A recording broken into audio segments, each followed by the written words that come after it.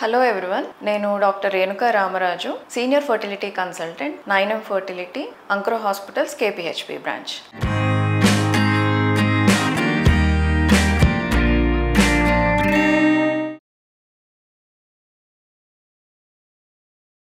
ఇప్పుడు మనకి సమ్మర్ వచ్చింది.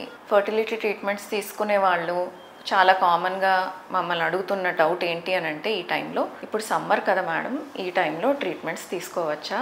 ఈ టైంలో ట్రీట్మెంట్స్ తీసుకుంటే మా ఫ్రెండ్స్ చెప్పారు సక్సెస్ రేట్ తక్కువ ఉంటుంది అండ్ ఈ టైంలో ట్రీట్మెంట్స్ అవాయిడ్ చేయడమే బెటర్ అని చాలామంది అడుగుతూ ఉంటారు. అది కరెక్టేనా అంటే కాదనే చెప్పాలి. ఎందుకు అంటే ఇది వరకు రోజుల్లో మనకి ఫర్టిలిటీ ట్రీట్మెంట్స్కి వాడే ఇంజెక్షన్స్ కానివ్వండి, మందులు కానివ్వండి, అవి టెంపరేచర్ మెయింటైన్ చేయడం అనేది చాలా కష్టంగా ఉండేది. ఈ ఇంజెక్షన్స్ అవి చాలా లో టెంపరేచర్స్లో పెట్టుకోవాలి. పవర్ కట్స్ వల్లనో లేకపోతే మనకి బ్యాకప్స్ లేకపోవడం మూలానో ఇది వరకు రోజుల్లో ఆ టెంపరేచర్ మెయింటైన్ చేయడానికి ఇబ్బంది అయ్యి ల్యాబ్ని ఒక 1-2 months క్లోజ్ చేసేవాళ్ళు. ఎందుకంటే ఇంజెక్షన్స్ కరెక్ట్ టెంపరేచర్ మెయింటైన్ కాకపోతే దాని ఎఫెక్ట్ పోతుంది. అదే మిస్కన్సెప్షన్ ఇప్పటికీ కంటిన్యూ అవుతుంది. ఇప్పుడు మనకి చాలా టెక్నాలజీ పెరిగింది. టెంపరేచర్ కంట్రోల్ చేయడం ల్యాబ్దైనా లేదు ఇంజెక్షన్స్ దైనా చాలా ఈజీ అయిపోయింది. సో మనకి ప్రాబ్లం లేదు కాబట్టి ఇప్పుడు సమ్మర్లో తీసుకున్న ట్రీట్మెంట్ ఆర్ వేరే సీజన్స్లో తీసుకున్నా మనకేం పెద్దగా ఇబ్బంది ఉండదు. ఇంకొకటి కామన్గా అడుగుతూ ఉంటారు ఏంటి అంటే, సమ్మర్లో బాడీ టెంపరేచర్ ఎక్కువ ఉంటుంది కదా, దానివల్ల ఫెయిల్యూర్ అవుతాయేమో